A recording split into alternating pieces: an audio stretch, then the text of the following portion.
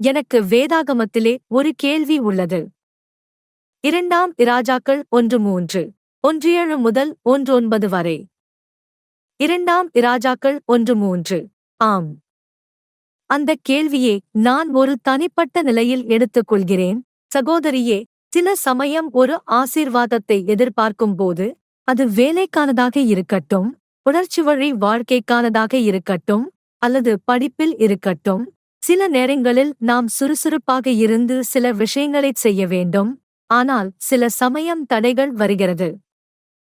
நான் சில நேரங்களில் நினைப்பேன், சரி, ஆசீர்வாதத்தைப் பெற இது சரியான நேரம் இல்லை, ஏனெனில் இது நேரமில்லை, அல்லது நான் அதை இன்னும் சம்பாதிக்கவில்லை, அல்லது ஆண்டவர் என்னை கொஞ்சம் கூடுதல் முயற்சி செய்ய விரும்புகிறார் அந்த ஆசீர்வாதத்தை நான் சம்பாதிப்பதற்காக.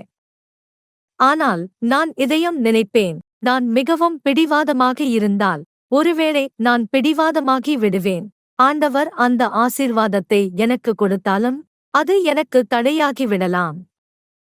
அல்லது நான் நினைப்பேன், அல்லது அது சாத்தான் தான் எனக்கு அந்த ஆசீர்வாதத்தை அடைய விடாமல் தடுக்க தடைகள் போடுகிறானோ.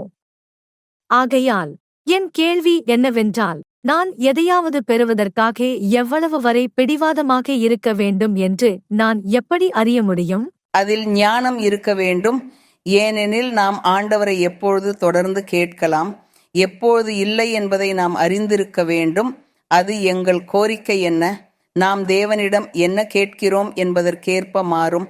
அதற்கேற்ப ஒருவர் ஆண்டவரிடம் தொடர்ந்து கேட்கலாம். ஆனால் ஒருவர் தேவனிடம் தேவையற்ற விஷயங்களையும் நமக்கு தேவையில்லாதவற்றையும் முக்கியமில்லாதவற்றையும் கேட்டுக்கொண்டே இருந்தால், தொடர்ந்து வலியுறுத்தினால், அது நம்மை மூடர்களாகவும் விவேகமற்றவர்களாகவும் ஆக்கிவிடும். நீங்கள் வாழ்க்கையில் என்ன விரும்புகிறீர்கள், தேவனிடம் என்ன கேட்கிறீர்கள், அதை போல நீங்கள் சிந்திக்க வேண்டும். நான் தொடர்ந்து கேட்கலாமா, இல்லைதானா? நீங்கள் கேட்கிற விஷயத்தை பொறுத்தே தொடர்ந்து கேட்க வேண்டுமா வேண்டாமா என்பது தீர்மானிக்கப்படும். ஒருவர் இவ்வாறு சொன்னால் எப்படி இருக்கும்? ஆண்டவரே, நான் லாட்டரியில் ஜெயிக்க வேண்டும் என்று தினமும் ஆண்டவரே, எனக்கு லாட்டரியில் வெற்றி கொடு என்று கேட்டுக்கொண்டே இருந்தால், லாட்டரி என்பதே இங்கே ஸ்பானிஷில் அதே அர்த்தத்தில். அப்படியே கேட்டு கேட்டு கேட்டு அது சரியில்லை, அது நகைப்புக்குரியது. ஏனெனில் இப்படிப்பட்ட கோரிக்கையை எப்படி ஒருவர் செய்ய முடியும்? அல்லது ஆண்டவரே, எனக்கு ஒரு குறிப்பிட்ட மார்க்கின் கார் வேண்டும் என்று எப்போதும் அந்த காரைத்தா என்று ஜெபித்துக்கொண்டே இருந்தால், அது தேவனிடம் கேட்கும் கோரிக்கையாக பொருந்தாது. நீங்கள் ஒரு குறிப்பிட்ட மார்க்கின் காரை விரும்புகிறீர்கள் என்று சொல்லலாம். அது உங்களுக்கு மிகவும் பிடிக்கும். சரி, சிலருக்கு அதை வாங்கும் திறன் இருக்கிறது, மற்றவர்களுக்கு இல்லை. ஆனால் அவர்கள் அதை பெறுகிறார்கள்.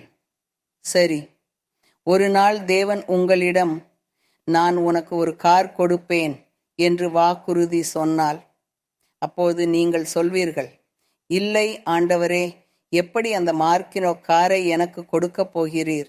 நான் கிட்டத்தட்ட தேவைக்கேற்ப சம்பாதிக்கிறேன், அந்த ஆசீர்வாதத்தை நான் சுமக்க முடியாது. இல்லை இல்லை, அது முடியாதது. ஆனால் உண்மையில் தேவன் ஒரு நாள் அதை உங்களிடம் சொல்லியிருந்தால், அது தேவனிடமே பதியப்பட்டு நிற்கிறது. நீங்கள் தினமும் ஜெபித்து கொண்டு, ஆண்டவரே, அந்த மார்க்கின் காரை எப்போது தரப்போகிறீர், எப்போது எப்போது என்று சொல்ல தேவையில்லை. இல்லை, அதை போல அல்ல. எடுத்துக்காட்டாக, நீங்கள் வேலை இல்லாதவராக இருந்தால், வேலை வாயில்கள் அனைத்தும் மூடப்பட்டு விட்டால், வாழ்வதற்கு உங்களுக்கு வேலை தேவைப்பட்டால், வாழ்க்கைக்கு தேவையான பணம் தேவைப்பட்டால், அப்பொழுது நீங்கள் தொடர்ந்து தேவனை நோக்கி ஜெபிக்க வேண்டும். ஆண்டவரே, வேலை வாயிலை திறந்தருங்கள். தேவன் உங்களுக்காக கதவுகளை திறக்கும் வரை நீங்கள் தொடர்ந்து ஜெபிக்கிறீர்கள். அல்லது உங்களுக்கு ஒரு பிரச்சனை, ஒரு கடின நிலை, ஒரு அச்சுறுத்தல் இருந்தால், நீங்கள் தொடர்ந்து ஜெபித்து தேவனிடம் கேட்பீர்கள். ஆண்டவரே, என்னை காத்தருளுங்கள், என்னை மிரட்டுகிறார்கள், என் உயிரை எடுக்க விரும்புகிறார்கள், இதற்காகவும் அதற்காகவும் நான் ஆபத்தில் உள்ளேன், ஆண்டவரே, என்னை காத்தருளுங்கள்.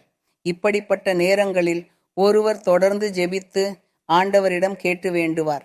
ஆகையால் நீங்கள் பார்க்கிறபடி தொடர்ந்து கேட்பது தவறல்ல, கடவுளிடத்தில் கேட்பதை நிறுத்தாமல் இருப்பதும் தவறல்ல, அல்லது மிகவும் அதிகமாக கேட்டால் அது தவறாகும் என்ற பொருளில், மேலும் கடவுளிடத்தில் கேட்காததும் தவறாகும் என்ற பொருளில். இவ்விரண்டுமே மதிப்புள்ளவை.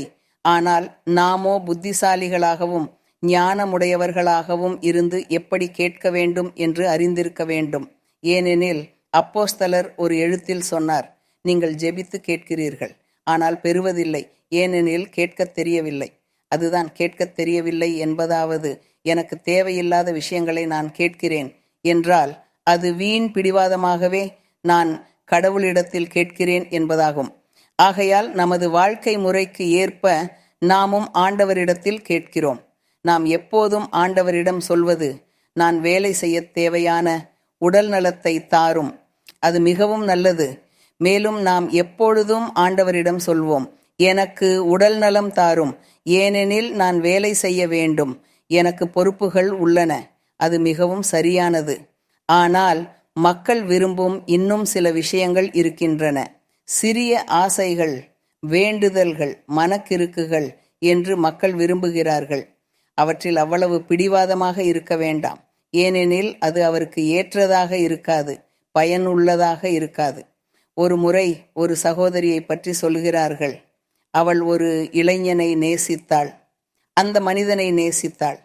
அதனால் எப்போதும் கடவுளிடம் கேட்பாள், அந்த மனிதனை எனக்கு கணவனாக, வாழ்க்கை துணையாக தாரும் என்று. ஏனெனில் அவள் மிகவும் காதலித்திருந்தாள். அவள் தொடர்ந்து கேட்க கேட்க கடவுள் ஒருபோதும் அவளுக்கு பதில் அளிக்கவில்லை. கடவுள் ஒருபோதும் அதை கொடுக்கவும் இல்லை. அப்பொழுது அவள் சொன்னாள், இல்லை, கடவுள் பதில் அளிக்க மாட்டார். கடவுள் ஒருவரின் வேண்டுதல்களுக்கு பதில் அளிக்க மாட்டார். ஏனெனில் நான் கேட்டேன் கேட்டேன், நான் அந்த அமுகத்தவரை நேசித்தேன், ஆனால் ஆண்டவர் அவரை எனக்கு தரவில்லை. இது கேட்கத் தெரியாதது, ஏனெனில் அது அவருக்கு பயனில்லை என்பதையே அவர் கேட்டுக்கொண்டிருக்கிறார். கடவுள் அவருக்கு கொடுக்கவில்லை, ஏனெனில் அது அவருக்கு பயனில்லை. அதனால்தான் சில விஷயங்கள் பயனில்லை. கடவுள் அவற்றை கொடுக்க மாட்டார். நீங்கள் கேட்டாலும் கடவுள் அதை வழங்க மாட்டார், ஏனெனில் அது பயனில்லை, நேரமும் அல்ல. என்றாலும் நாம் கடவுளிடத்தில் ஞானத்தை வேண்ட வேண்டும், கேட்க தெரிந்திருக்க வேண்டும், புத்திசாலிகளாக இருக்க வேண்டும். ஆண்டவரிடத்தில் எப்படி கேட்க வேண்டும் என்று அறிந்திருக்க வேண்டும். ஆண்டவரிடத்தில் கேட்க வேண்டும். மேலும் நினைவில் கொள்ளுங்கள், எப்போதும் நல்லதையே, எப்போதும் நீதியையே. ஏனெனில் நாம் மற்றொருவருக்கு தீமை வர வேண்டும் என்று ஆசைப்படி கேட்கப் போகவில்லை அல்லவா? இப்படி கேட்பது, ஆய் ஆண்டவரே, அந்த அமுகத்தவருக்கு கெட்டதாக நடக்கட்டும், இதுவும் அதுவும். அது இல்லை, ஏனெனில் கடவுள் எங்களை ஒருபோதும் கேட்க மாட்டார். மேலும் நாம் பாவம் செய்பவர்களாகி விடுவோம், அதனால் பாவத்தில் நுழைவோம்.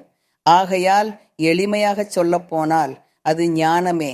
அதை பற்றி நாம் கவலைப்பட வேண்டாம். ஏனெனில் 2 விஷயங்களும் மிகவும் முக்கியமானவை, ஏற்றுக்கொள்ளத்தக்கவை: கேட்பது மற்றும் தொடர்ச்சியாக பிடிவாதமாக இருப்பது.